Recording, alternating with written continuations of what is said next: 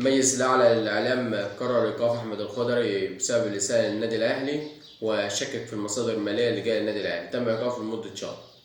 بالنسبة لأخبار أحمد السيد زيزو، امبارح أنذر نادي الزمالك بدفع المستحقات المالية متقارب 70 مليون جنيه مصري. وقال لهم لو ما دفعتوش المستحقات أنا هنقدم شكوى في الفيفا.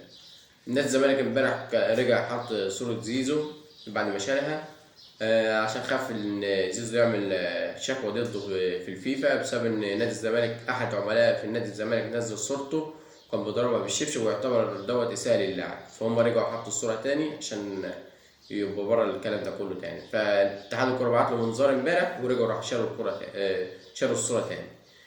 بالنسبة لامبارح، جوزيه جوميز المرشح للنادي الأهلي، مرشح تدريب النادي الأهلي، كان بيلعب نادي الاتحاد السعودي، هو مدرب نادي الفتح حاليا. كسب امبارح نادي في اتحاد جدة السعودي 2-0 عن جدارة، كان عامل مباراة كويسة. هو قبل ما يمسك الفريق كان في المركز ال 15، حاليا الفريق في المركز ال 13. هو عامل أداء كويس جدا، والكابتن محمود الخطيب مقتنع بيه وشايف إن هو الأقرب لتدريب النادي الأهلي.